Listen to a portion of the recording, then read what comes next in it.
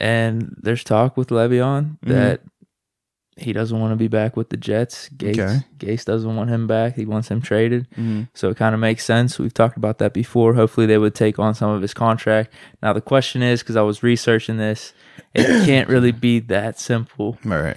Because if they only took on his contract for this year, they wouldn't continue taking on his contract. Right. So then we'd have to pay him double digits the following years. So that would kind of make things a little messy with the cap situation.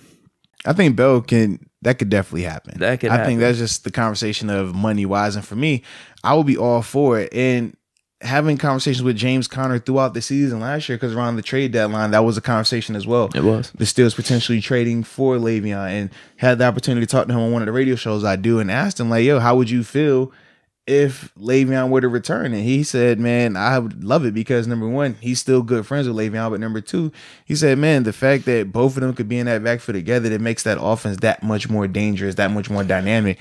Honestly, having both of them back will remind me of when I first signed with the Steelers and we had L. Bell and LeGarrette Blount. It was supposed to be those two guys as the guys. And then obviously L. Bell started to take off and got crazy. So then from there, LeGarrette's role got reduced, and then he just didn't like that, and then did what he did, and from there it worked out for him because he ended up getting 2 rings back-to-back years. But I do think that, man, it could potentially work out, especially because from a money structure, if they could figure out how to handle that contract between them and the Jets, with James still being on his rookie deal, it's still going to be too much money tied up in that room. And those guys could both be a lot more productive, I think, together. Because from a wear and tear standpoint, you don't have to deal with it. L. Bell, you already know he can play a ton of snaps. He's durable as heck.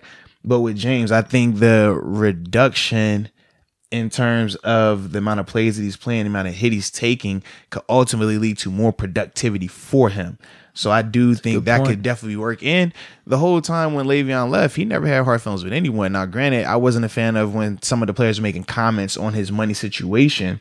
But for Le'Veon, he never said anything personally. He said for him, him and Ben obviously butted heads a little bit, which is normal anytime you got multiple alphas on one team and you want to be the star, the face of the franchise. You're going to have that struggle of power. That happens. But other than that, he never said anything crazy or out the way. Even when he signed with the Jets, he only had positive things to say about the organization. So for him, it will be a seamless return in terms of fans, in terms of players, in terms of organization.